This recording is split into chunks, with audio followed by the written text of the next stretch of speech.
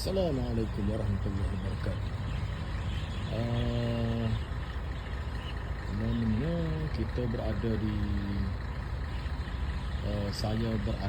kita lah kami di Wantong Resort. Wantong Resort ni berada di Caam. Lebih kurang 200 kilo lah ke Bangkok. Dan harga satu bilik ni, untuk saya di nombor 3, satu bilik ni harga dia 600 baht bersama dengan 75 riyal. 75 riyal dia. Kos dua orang 300 orang boleh lah. Dengan kemudahan banyak. Dia lokasi dia di PTT Caam ke apa ni? Saya letak PTT Caam lah. PTT saya panggil Pototo stesen minyak. Dan bila stesen minyak PTT ni kan bermaksudnya dia ada tandas, dia ada 7E, dan specialnya stesen minyak ni dia ada surau. Sebab sini ada tempat persengkehan bah daripada Bangkok. Biasanya di Bangkok ni kebanyakan orang Melayu kita daripada 3 wilayah. Petaning, Jalan, Naratiwah, mari jalan Bangkok dengan bah dua tingkat tu ke Bangkok. Jadi dia berhenti sini. Dia ada makanan halal. Ni tempat makanan halal Caam.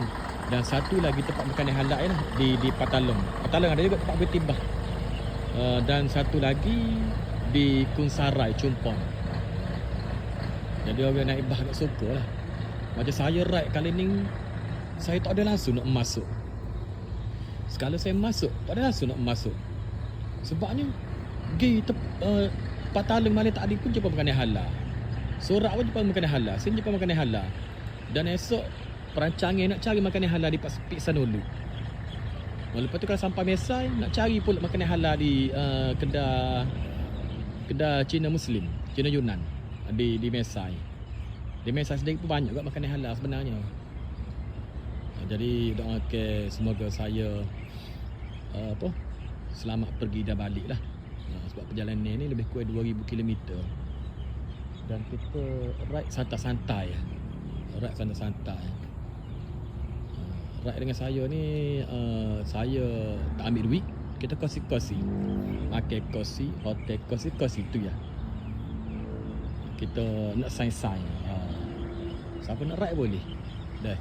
Tak ada yuran, tak ada gapo. Sekadar kita boleh mengenali sahabat lah. Orang kata kalau nak mengenal sahabat dengan lebih dekat, adalah kita bermusafir sekali.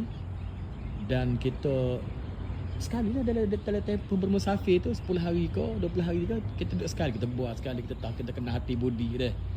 Barulah kita rapat. Orang kata lah. Kau mana set demo?